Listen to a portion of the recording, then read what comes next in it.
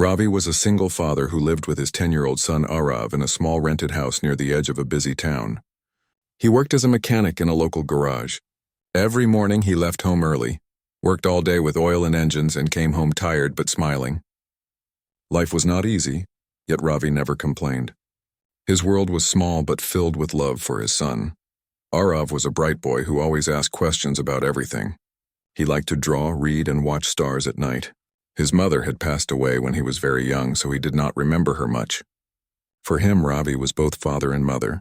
They shared every meal together, fixed things around the house, and often talked about the future. Ravi's dream was to buy land of his own one day. He wanted a small place where he could build a house with a garden and maybe a few trees. He wanted a quiet life away from noise and rent. But land was costly in the city and his income was small. Still, he kept saving every extra coin. One night, while scrolling through old online sale posts, Ravi saw something that made him stop. The post said 2 acres of land for sale, price $3,500, location Sunderwan village. He read it twice, surprised by the price. Land for that little money was rare. The post was old, and the contact number belonged to someone named Hari. Ravi looked at the pictures. The land looked dry but wide. There were broken fences, some trees, and what looked like old stone walls. The description said, abandoned farmland. Owner moved away. Needs cleaning. Ravi's heart began to race. It sounded like a chance, maybe his only chance. He decided to call Hari the next morning. The old man who answered had a rough but kind voice. He said the land was still available. When Ravi asked why it was so cheap, Hari said, "People say strange things about that land. No one stays there for long. They say the ground hides something. But I don't believe it. It's only old stories." Ravi thanked him and decided to visit. He told Arav about the plan. The boy's eyes lit up with excitement. "We will have our own land, Dad. Can I build a treehouse there?" he asked eagerly. Ravi laughed and said, "First we see it. Then we dream."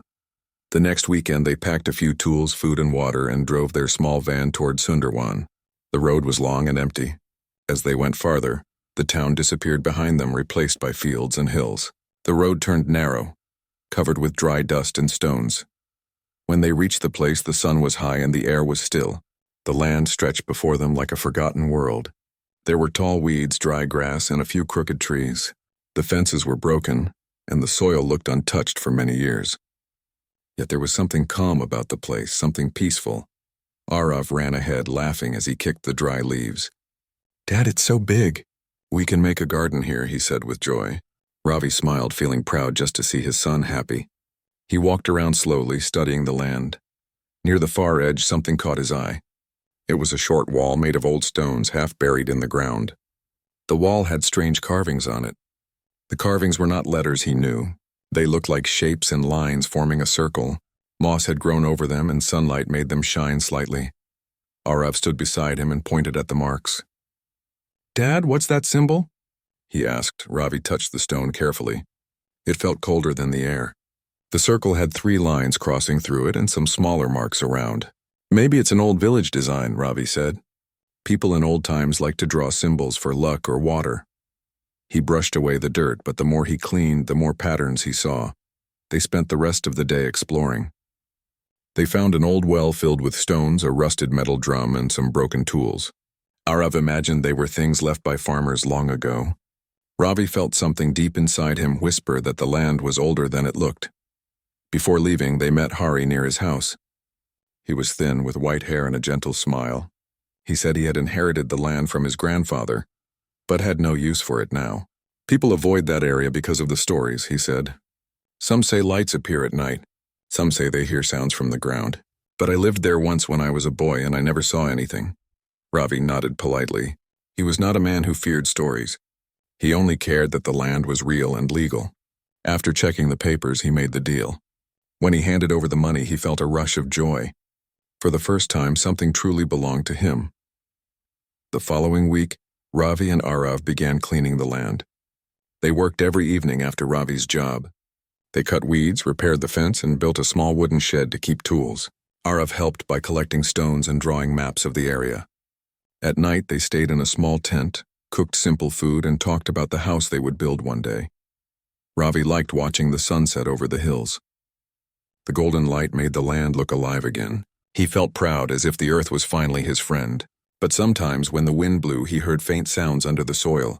It felt like a deep hum, almost like a voice. He tried to ignore it, thinking it was just wind passing through the ground.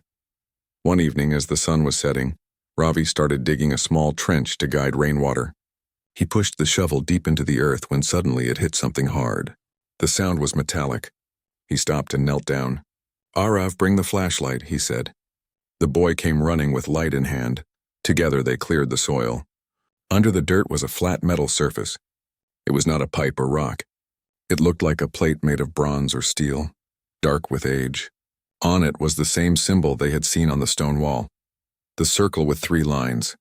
The marks were deep and sharp, shining faintly under the flashlight. Arav looked amazed. "Dad, it's the same sign." "Maybe it's treasure," he said, his voice full of excitement. Ravi smiled, but his heart was beating faster. He tried to lift the plate, but it did not move. It was fixed tightly as if sealed into the ground. He knocked on it, and the sound was hollow, like there was an empty space below. Ravi stood and wiped his hands. The air felt colder. He decided to stop for the day. They covered the plate with plastic and placed stones over it to protect it from animals. Arav kept talking about what could be inside, but Ravi stayed quiet. He had a strange feeling that this was not ordinary metal. That night, as they sat beside the fire, Arav drew the symbol again on paper. The firelight flickered on his face. Ravi watched him and felt both curiosity and worry. He wondered what kind of secret this land was hiding and why no one had wanted it before. When they finally lay down to sleep, the night was silent. The wind had stopped. The land that had waited for years seemed to be watching them. Deep under the ground, something waited quietly, as if the earth itself held its breath for the morning. The next morning came with a cool wind and a soft sunrise. The land looked peaceful, covered in golden light. Birds flew over the dry trees and the air smelled fresh after the night dew. Ravi woke up early. He sat beside the small fire he had made and boiled water for tea. Arav was still asleep in the tent, wrapped in his blanket. Ravi looked at the place where they had found the metal plate last evening. He felt a mix of excitement and worry. His mind kept asking what it could be. Maybe it was an old storage area, maybe something left from the war, or maybe a piece of history forgotten by time. When Arav woke up, he looked at his father with sleepy eyes and smiled. "Dad, are we going to open it today?" he asked. Ravi nodded. "Yes, but we have to be careful. It might be dangerous if the ground is weak," he said. After breakfast, they gathered their tools and went to the spot. The metal plate was still there under the plastic sheet. The symbol in the middle seemed clearer in daylight. The circle with 3 lines looked like it had been drawn by someone who wanted to hide a secret. Ravi began to dig around the edges to see how big the plate was. The soil was hard, mixed with roots and small stones. Arav helped by removing loose dirt with a small spade. They worked for nearly 2 hours until they uncovered the full shape of the metal. It was square, about 6 feet wide, and had handles on both sides, though rust had covered them. Ravi tried to lift one handle, but it did not move. It was sealed tight. He used a metal rod to pry under the edge, pushing slowly. The ground shook a little. Arav stood back, holding the flashlight even though it was daytime. "Careful, Dad," he said softly. With one strong push, Ravi managed to lift one corner slightly. Dust and a smell of old air came out. It was clear that something was underneath. The father and son looked at each other. Arav's eyes were wide with curiosity. Ravi felt his heart pound, but he smiled to keep his son calm. They took turns lifting until finally the plate opened halfway. Underneath was a dark hole with steps leading down. The air coming from below was cool and dry. It smelled like earth mixed with metal. The steps were made of stone covered in dust and spider webs. Arav whispered, "Dad, it's like a secret basement." Ravi took a deep breath. Yes, maybe someone built it long ago. He tested the first step with his foot. It felt strong. He took the flashlight from Arav and shone it down. The light showed walls made of stones, smooth and carefully placed. It looked man-made, not natural. He told Arav to wait above while he checked. "Stay here, don't come down until I call you," he said.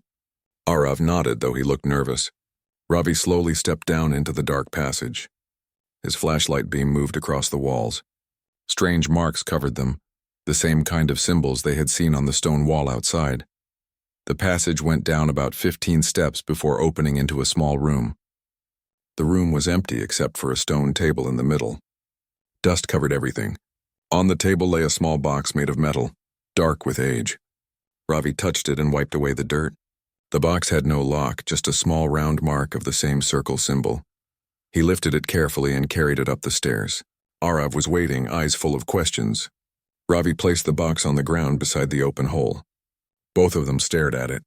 It looked simple but strong, made from something heavier than iron. "Can we open it?" Arav asked quietly. Ravi hesitated. "Yes, but slowly. It might be fragile." He used a small screwdriver to lift the lid. It opened with a soft sound. Inside they saw something wrapped in old cloth. Ravi unfolded it and found a metal plate with carvings. The carvings looked like a map full of lines, circles, and symbols. Arav pointed at a mark that looked like a star. "Dad, this looks like our land," he said. Ravi looked closely. The center of the map showed a shape that matched the land's border. There was a mark at the same place where they had found the underground door. Around it were smaller symbols like sun, water, and mountain shapes. Ravi could not believe what he was seeing. It looked like a map made by someone who once lived there. Maybe it was a map to more hidden places. Maybe the land was not just empty farmland, but part of something much older. They spent the whole afternoon studying the map. The writing was not in any language Ravi knew. Arav tried comparing the symbols to drawings from his school books, but nothing matched. Some parts looked like numbers, while others looked like old letters. When evening came, they covered the underground door again and took the box to their shed. Ravi decided to clean it later with care. As the sun went down, he sat outside thinking, who built that place? Why was it hidden? Was the land part of an old village, or maybe something older than history? Arav sat beside him, holding the map. "Dad, maybe there is more under the land," he said. Ravi nodded slowly. "Maybe, but we have to be careful. We don't know what we are dealing with." That night they stayed awake longer than usual. The stars filled the sky above them. Arav kept looking at the glowing symbol he had drawn in his notebook. "It feels like the land is alive," he said softly.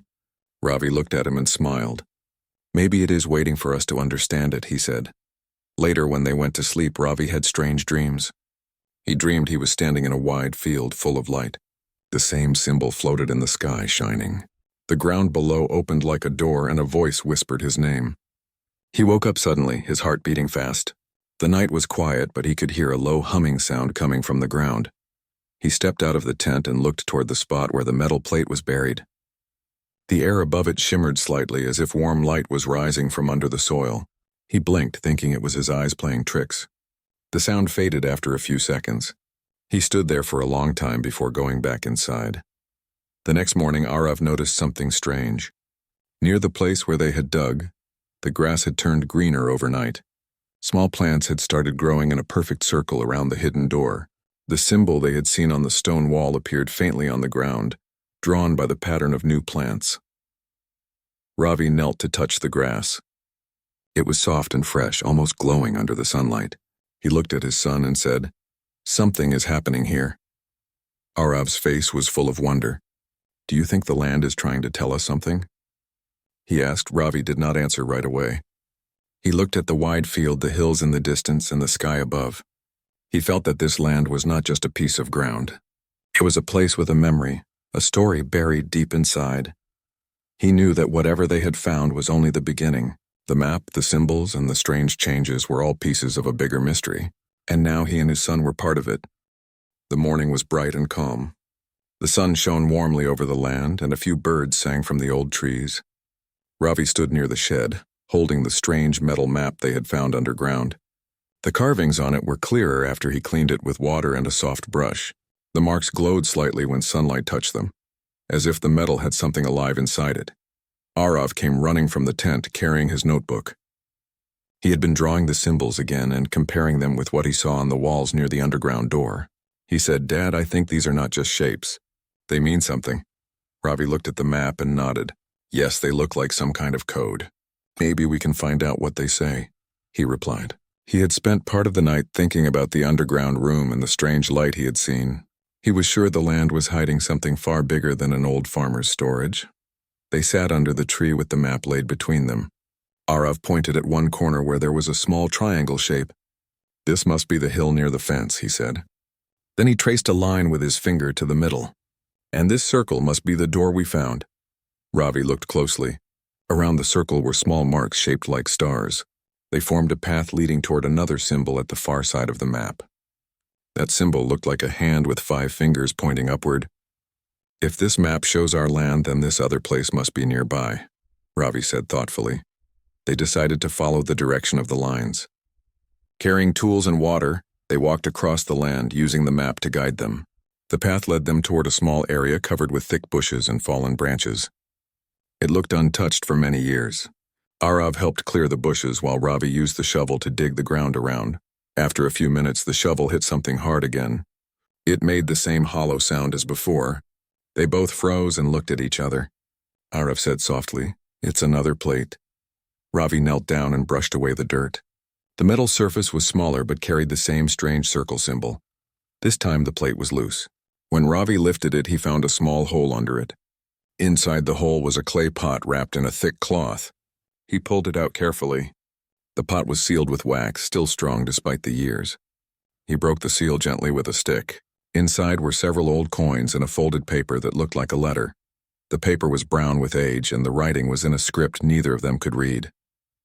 Arav held it close to his face and said, "It looks like some old language. Maybe Sanskrit or something older." Ravi could not tell. The letters curved in strange patterns that almost looked like drawings. There was also a small round stone inside the pot.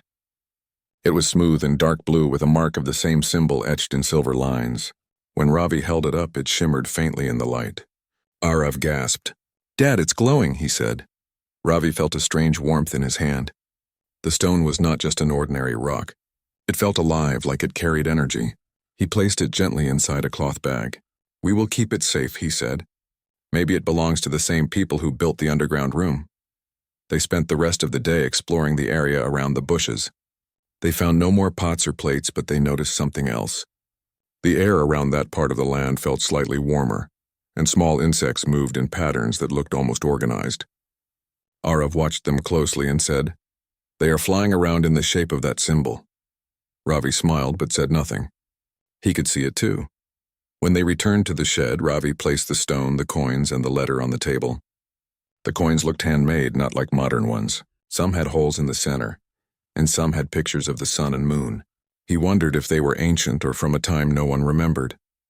At night, they sat near the fire again. The stars filled the sky and the wind moved softly across the land.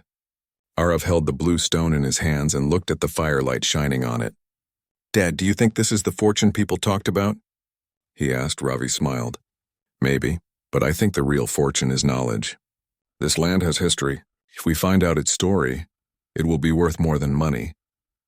Later, after Arav slept, Ravi took out the map again. He studied it carefully by lantern light. The more he looked, the more he noticed hidden shapes between the lines. Some parts of the metal seemed to change color, forming images when the light moved. It almost looked like the map was alive. He touched one of the glowing lines gently, and for a moment, he felt a pulse under his fingers like a heartbeat. He pulled his hand back quickly, his heart racing. The next morning, he told Arav about it. The boy was fascinated. "Maybe it reacts to touch. Maybe it's guiding us," he said. Ravi was not sure, but he could not deny that something strange was happening. They decided to take the letter to a local historian in the nearby town. The man, Professor Dev, worked in a small museum. Ravi showed him a photo of the letter and coins. The professor looked surprised. "Where did you find this?" he asked. Ravi explained briefly that he had bought an old piece of land in Sundarwan and found it there. The professor studied the writing carefully and said, "This looks like an old script used by a lost civilization that lived in this region hundreds of years ago. The symbol you mentioned is known in some old texts. It stands for knowledge and hidden energy." Ravi listened with growing interest. The professor continued, "There are stories that some people long ago built secret chambers under the ground to protect sacred stones. They believed these stones carried energy from the earth itself. If you found one, you might have discovered something very valuable to science." Ravi thanked him and promised to bring the items next time. On the way back home, his mind was full of thoughts. He wondered if the stone they found was one of those sacred objects. He looked at Arav, who was smiling with excitement.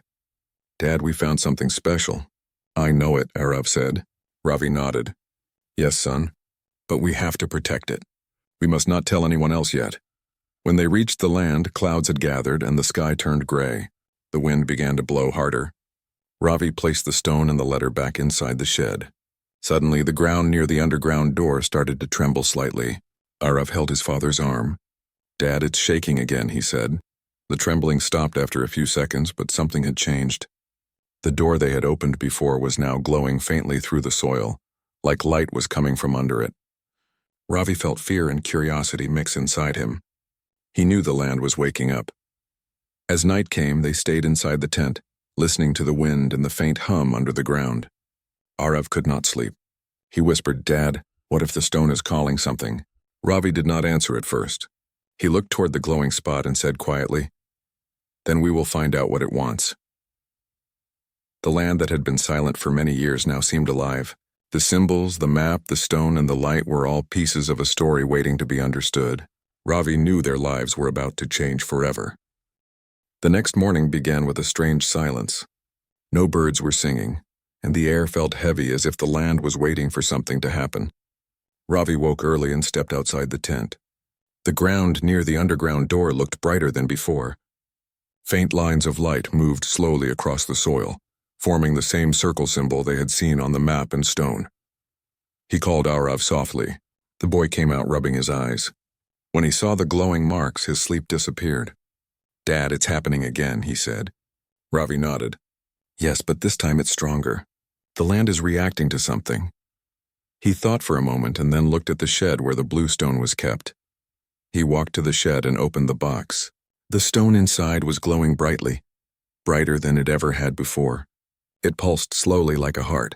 Arav stepped closer and said, "It's calling to the ground." Ravi felt a strange pull in his chest, like the stone was trying to tell him to follow. He picked it up carefully. The glow spread to his hand, covering his skin with soft light. Arav looked amazed. "Dad, it doesn't hurt you," he said. Ravi smiled slightly. "No, it feels warm, almost peaceful." They both walked back to the place where the metal door was buried. The soil above it had cracked slightly and faint air was coming out, carrying a smell like fresh rain. Ravi held the stone near the ground, and at that moment the light from the soil met the light from the stone. The symbol on the ground shone like fire. With a low sound, the metal door began to move on its own. The earth shook gently and dust rose into the air. Arav stepped back, holding his father's arm. The door slowly opened, revealing the stairs again. But this time, instead of darkness, a golden light came from below. It looked calm and clean, as if waiting for them. Ravi took a deep breath. "We are going down again, but carefully," he said. Arav nodded, his eyes wide with wonder. They took their flashlights, though the golden light was already enough to see. The steps looked newer now, the dust gone, the walls shining faintly as if the place had cleaned itself. When they reached the room below, they stopped in surprise. The small stone table they had seen before now had carvings on it that were not there before. The carvings showed people standing under the same circle symbol, their hands raised toward the sky. The walls around the room also had new shapes glowing with light. Arav whispered, "Dad, the room changed." Ravi nodded slowly. "It was waiting for the stone. We must have awakened something." In the center of the room, a round hole had opened in the floor. Inside it was another stone, larger and clear like glass, glowing with soft blue light. Ravi knelt beside it. The light reflected in his eyes as he said, "This must be the source of everything. Maybe it's connected to the earth." Arav looked curious. "Can we touch it?" he asked. Ravi hesitated for a moment, but then placed his hand gently on the surface. The glow spread up his arm, but did not harm him. Instead, he heard a soft humming sound inside his head like a song. He closed his eyes and saw quick flashes of images. He saw fields of green land, people building walls, and the same symbol being drawn in the air by glowing hands. He stepped back, breathing heavily. Arav looked worried. "What happened, Dad?" Ravi took a deep breath. "I saw people. They were building this place. They were not from our time. I think they were the ones who made these symbols." He realized that this was not treasure in the usual sense. It was knowledge left behind by a forgotten civilization. The land was more than just soil and rocks. It was part of something ancient that still lived beneath the surface. They explored further around the room. A narrow tunnel opened on one side, leading deeper underground. The air coming from it was warm and smelled of minerals. Arav looked at his father. "Should we go in?" he asked. Ravi looked at the tunnel for a moment. We can go a little way, but we must be careful. We don't know how far it goes. They walked slowly through the tunnel. The walls were smooth, made of polished stone, and the glowing lines ran along both sides like guides. The tunnel led them to a wider chamber. In the middle stood a tall pillar with carvings and small symbols that looked like stars. At the base of the pillar were several flat stones arranged in a circle. Each stone had one symbol carved deeply into it. Ravi counted 7 of them. He recognized the circle with 3 lines as one of them. Arav ran his hand over the nearest stone and said, "These are the same marks from the map." Ravi nodded. "Yes, and maybe each one represents a different place around here. This could be a network of old chambers connected through the land." He placed the blue stone on the center pillar. The light from it spread to all 7 stones, and suddenly the whole chamber began to shine. The walls showed moving pictures as if made from light. They saw images of mountains, rivers, and stars. They saw people using tools that shone like silver and machines that moved without wheels. Arav stood amazed. "Dad, this is like watching a story come alive." Ravi felt his eyes fill with tears. He was seeing history unfold before him, something no book had ever described. These people seemed peaceful and wise, living in balance with the earth. The images changed again.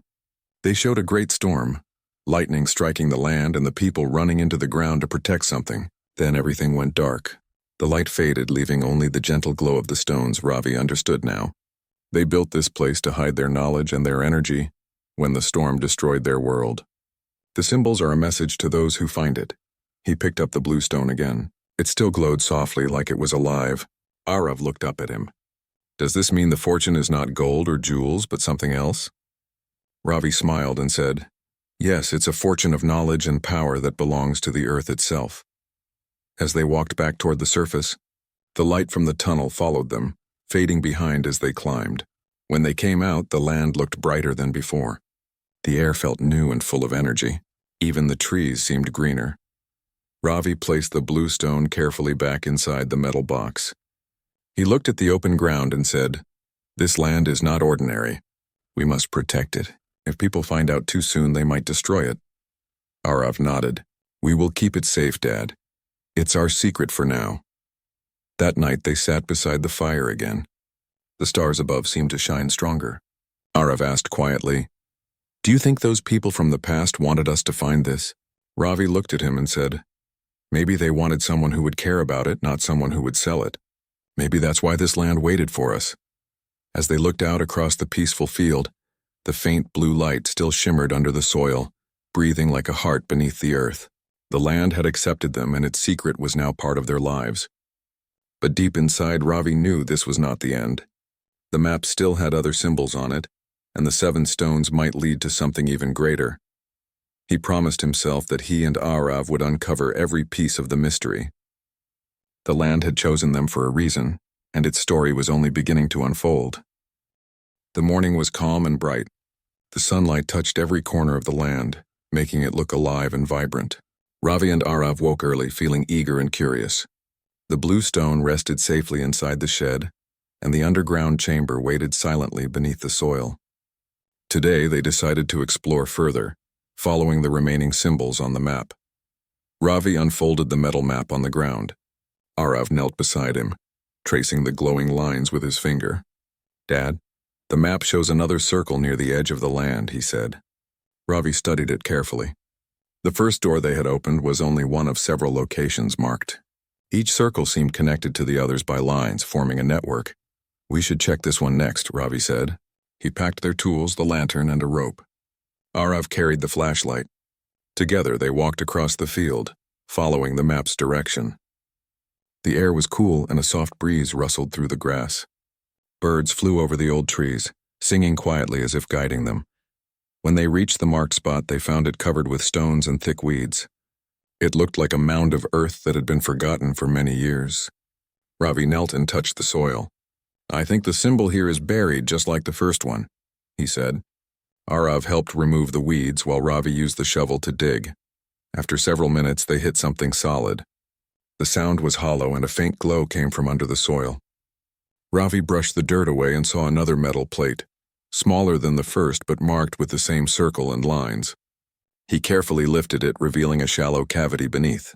Inside the hole, they found a wooden chest bound with metal strips. The chest looked old but strong. Ravi lifted it carefully and set it on the ground. Arav helped open it. Inside were bundles of coins, shining brightly despite the years. They were different from the first coins. These were larger, with pictures of the sun, stars, and mountains engraved on them. Ravi smiled. This is more than money. These coins were part of the people's legacy. They preserved their culture and knowledge in everything they made. Arav's eyes shone. We found treasure, Dad, he said. Ravi nodded. Yes, but the treasure is also the story behind it. We need to understand it first.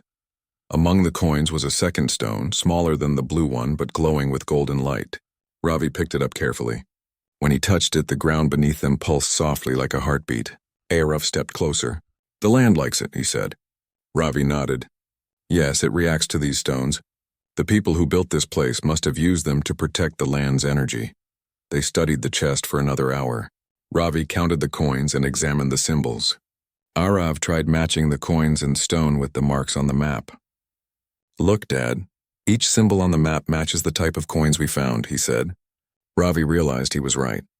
The map was not just a guide to underground rooms. It was a key to understanding the entire system. As the afternoon approached, they decided to return to the first underground chamber. They wanted to place the new stone on the center pillar alongside the blue stone. The sunlight fell on the land as they walked back, and the earth seemed to hum softly beneath their feet. Inside the chamber, Ravi carefully placed the golden stone beside the blue stone on the pillar.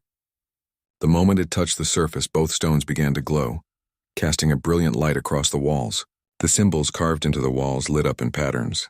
The moving images appeared again, showing people building, planting, and using the stones to guide water and energy across the land. Arav watched in awe. It's showing how they lived, he whispered. Ravi nodded.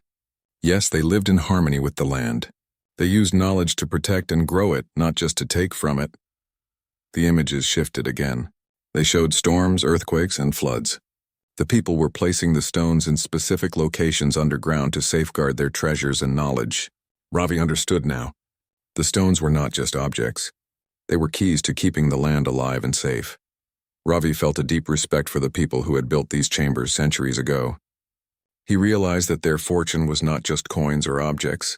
It was wisdom, knowledge, and harmony with the earth. Arav placed his hand on the blue stone and smiled. We found their secret. We must take care of it. The glowing light from the stone slowly dimmed as the images faded. The chamber became calm and quiet again, but the energy in the air remained. Ravi and Arav felt a sense of completion. They had uncovered the first part of the land's secret, but the map still showed other symbols. They would explore them one day, but for now they felt satisfied. As they returned to the surface, the wind moved gently across the land. The trees seemed taller and the grass looked greener. Ravi realized that the land itself was alive in a way he had never understood before. Arav skipped ahead, pointing to the glowing spots near the underground doors. It's like the land is happy, he said. Ravi smiled and nodded. Back at their small shed, they carefully stored the stones and coins. Ravi knew that this place would always be special.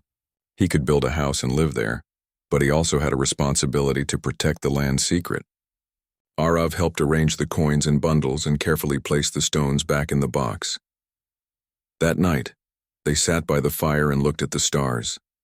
The land around them was quiet but seemed to hum softly, like it was alive and breathing. Arav whispered, Dad, do you think the people from the past are watching us? Ravi smiled. Maybe they are, son. Maybe they are happy we found their secret and are taking care of it. They talked about the day's discoveries and imagined what other secrets might lie under the land. Ravi realized that this land was more than just a home. It was a bridge between the past and the present, a place where history, knowledge, and energy met. Days turned into weeks, and Ravi and Arav continued to explore the land carefully. They cleaned the fields, planted trees, and studied the map whenever they could. Every discovery brought new excitement and understanding. The land revealed its secrets slowly, teaching them patience and respect. Ravi also taught Arav about responsibility. We are the caretakers now, he said. This land chose us. We must protect it, not just for ourselves, but for the people who built it and for the future. Arav listened carefully, understanding the importance of their role. Over time, They learned to read the symbols and understand the purpose of the stones. The coins were placed carefully in a safe box, and the underground chambers were explored with caution. Each stone, each mark, and each room revealed more about the people who had lived there long ago. Ravi realized that the true fortune was not just the coins or the stones. It was the knowledge, the history, and the harmony that the land had preserved. He knew they had found something priceless, something that could never be bought or sold. Arav grew more curious and brave each day. He learned to read the map, understand the symbols, and respect the land. Ravi felt proud of his son. Together they had unlocked a secret that had been buried for centuries. The land around them began to change subtly. The fields were greener, the trees stronger, and the soil richer. It seemed as if the energy from the stones and chambers spread across the land, making it flourish. Ravi knew that the land had chosen them not by accident. They were meant to protect it and keep its secret alive. One evening as the sun set, Ravi and Arav stood at the edge of their land looking at the wide open fields. The underground chambers were hidden, the stones safe, and the map carefully stored. They felt a deep connection to the land, to the people who had built it, and to the future they would create together.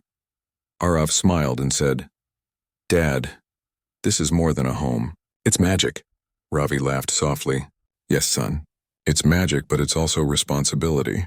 We will care for it and discover more, one step at a time." The wind blew softly, carrying the faint hum from beneath the soil. The symbols glowed faintly at night, as if the land itself remembered the past and trusted them with its secret. Ravi held Arav's hand and looked at the stars above. The land had given them a fortune that could never be measured in coins.